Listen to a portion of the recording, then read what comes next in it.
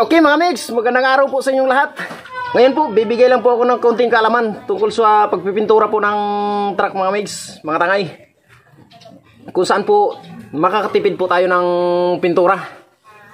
At siyempre po mga mix, mga tangay, mga katsinggo, pag nagpipintura po tayo, kailangan po natin ng mga kagamitan. Kinakailangan po natin ng kompresor at spray gun bago po tayo makakasimula po magpintura.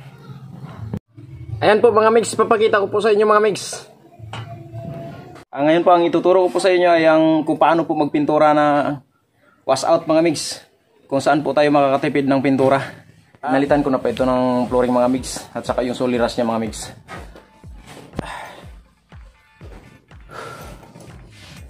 Bababa po muna tayo.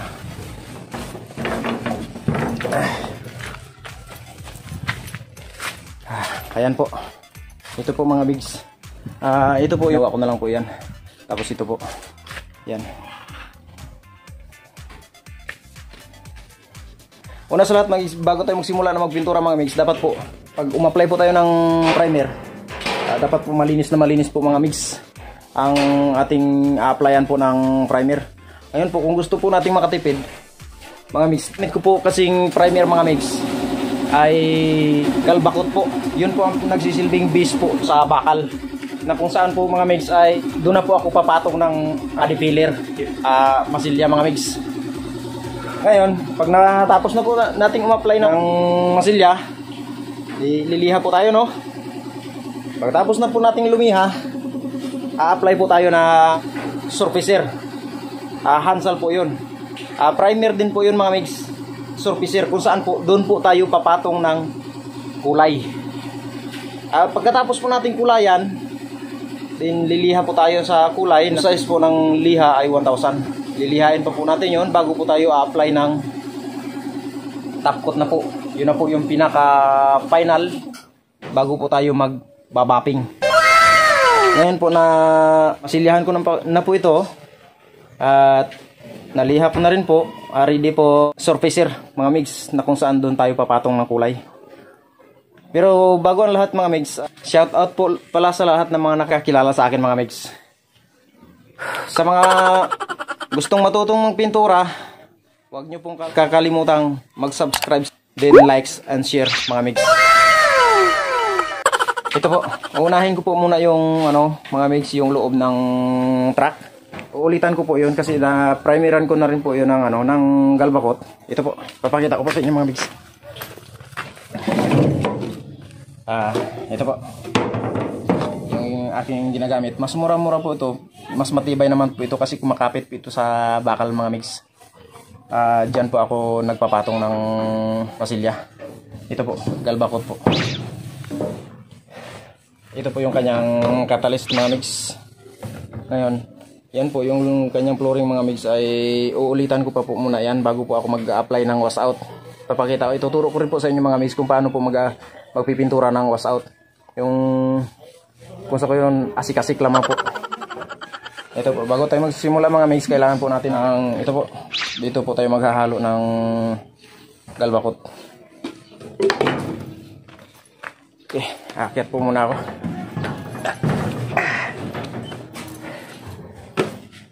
Okay mga migs, maghahalo na po tayo ng pintura. Ito po ay primer po, galbakot. Sa paghahalo po, kailangan po estimitin lang po natin yung dami. Then bahala na po tayo mag-retard po nito. Gamit po yung urethane, thinner, hansal.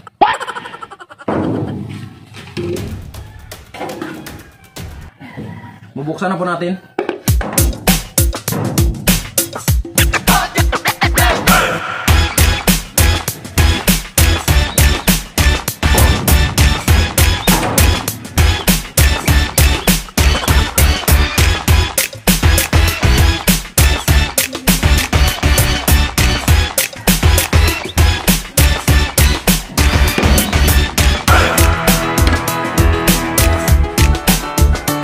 Tapos mga migs, may po yan, may catalyst po.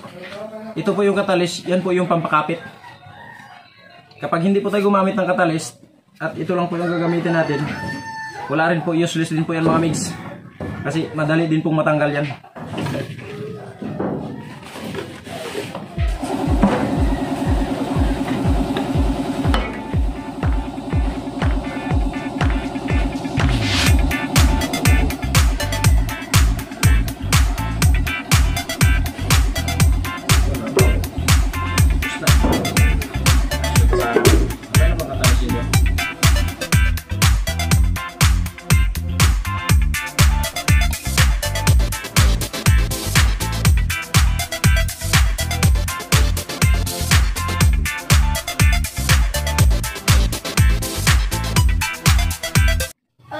Okay mga mix, mga tangay. Ito po, pwede na po. Estimate lang po tayo mga mix na halimbawa ganito po. Ayan po, mas malapot lang po siya kaunti sa tubig. Pwede na po yung ibuga mga mix. Gagamitan lang po natin ng spray gun. Wag po yung gago.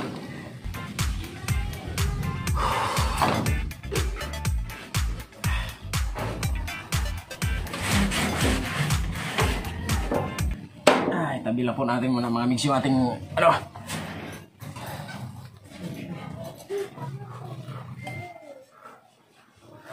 ito na po mga mix.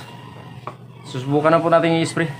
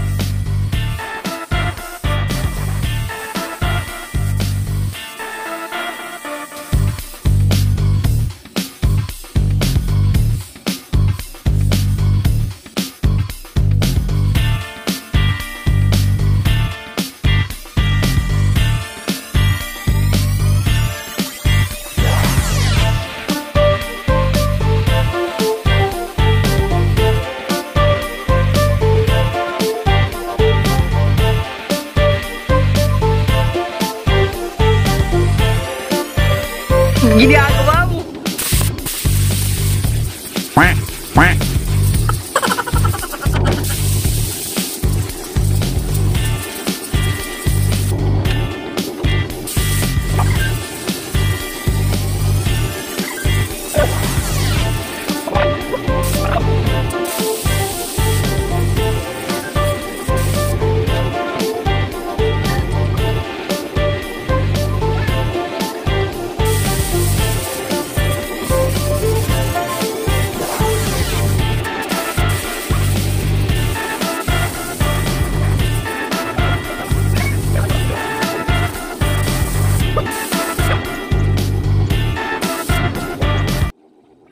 Yan mga mix, habang nag-aantay po tayo na magtuyo yung yung ating primer.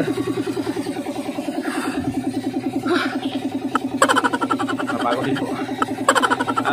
Titimpla po muna ako ng surfacer. Dito ko po muna i-spray mga mix sa sidings ng truck. Yan. Yung flooring pala po mga mix. Prepare na po yan. Prepare na po para sa wash out. Kaya tawag natin wash out paint. Panoorin nyo lang po mamaya. Pag nagtuyo na po kunti, pwede na po natin i-wash out yan.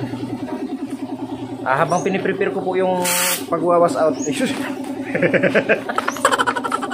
Napakan ko yung ginagawa mo. Suriga, nagulat ako mga miss. Yan. Ito yung kabila, ano ko pa po. Papatungan ko muna itong kabila na ito. Kabilang side. Kasi may mga masilya pa po siya mga mix eh. Papatungan ko po ng galbakot po. Bago po tayo magsusurfacer para sa kulay na po yun. Doon po tayo papatong ng kulay. Okay, mga mix. Titimpla po muna ako ng surfacer.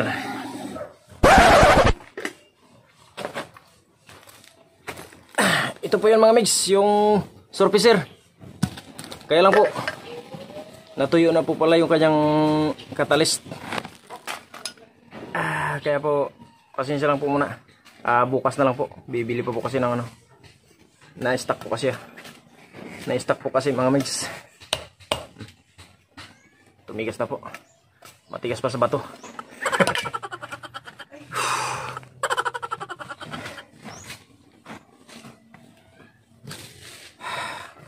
Ngayon po titimpla naman po ako ulit ng ng primer po na galbakot. I-didilaw ko naman po muna mga mix. Dito po.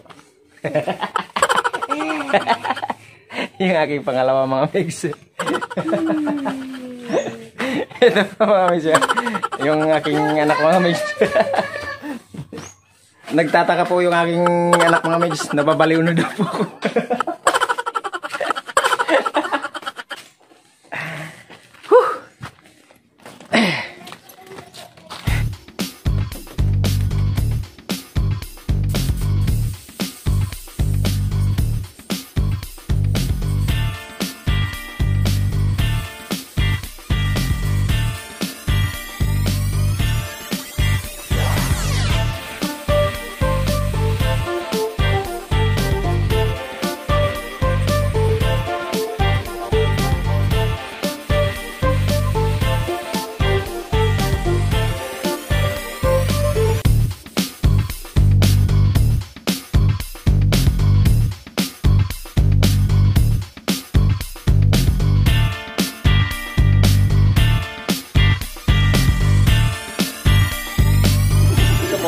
May susunod kong buga, ganitong kulay na po. Ito, yan. Surfacer, dyan po ako papatong ng kulay. At abangan nyo po kung paano po ipapatong yung kulay dyan mga mix.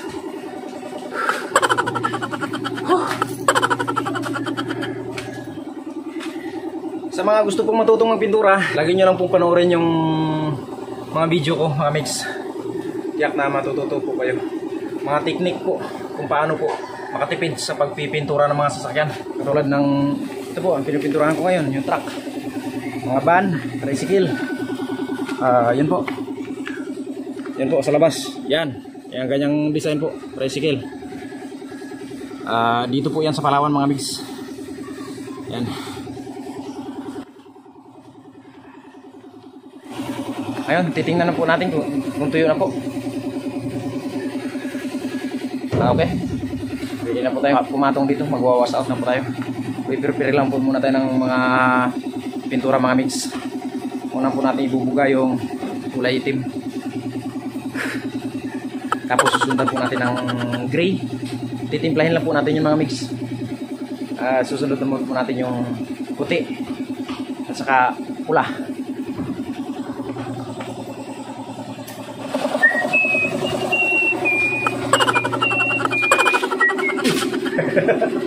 Mayroon ba pala isprihan mga migs? Sakit na sakit. Isprihan ko muna.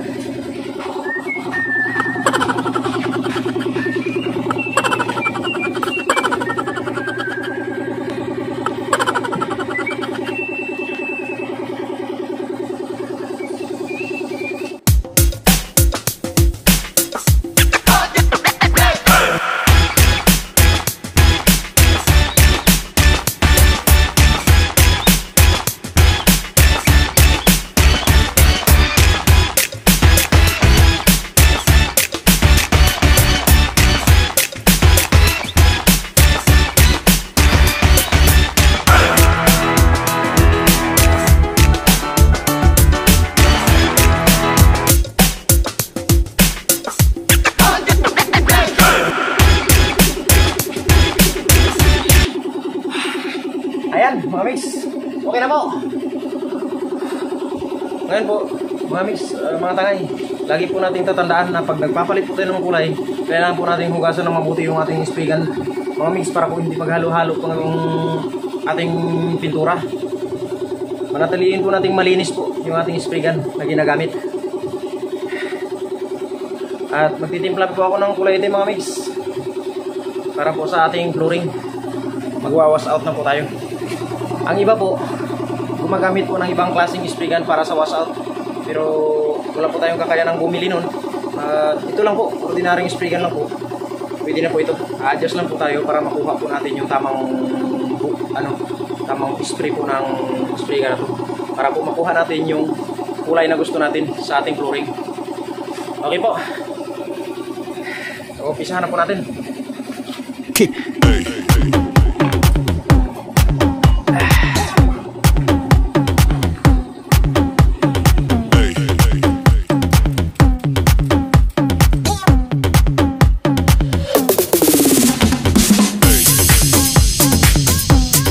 Abang na lang po muna tayong matuyo para po mga migs, susunod na po natin yung kulay gray.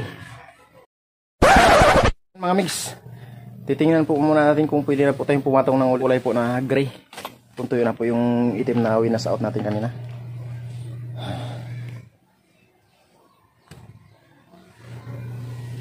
Pwede na po mga migs.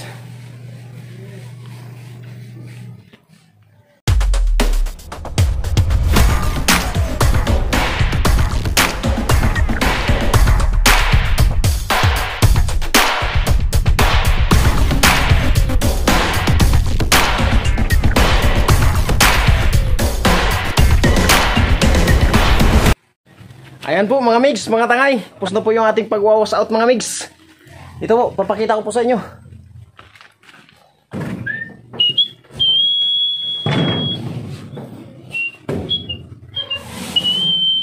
Ayan po. Okay na po. Tuyo na po. Ginagawa mo? La la la la.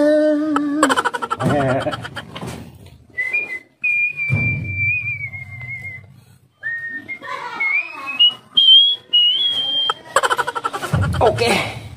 Ayan po. Prepare na po tayo mga migs para po sa para po sa pagtatapkot. Pero isasabay na po natin yan mga migs. Abangan nyo po sa susunod. Bukas mga migs.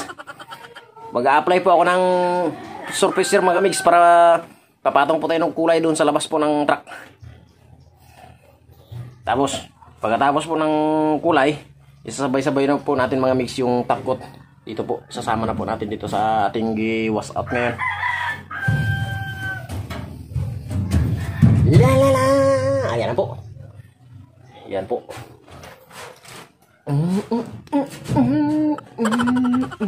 Okay. Mga migs, mga tangay, mga katsingko. Hanggang dito lang po muna. Wow!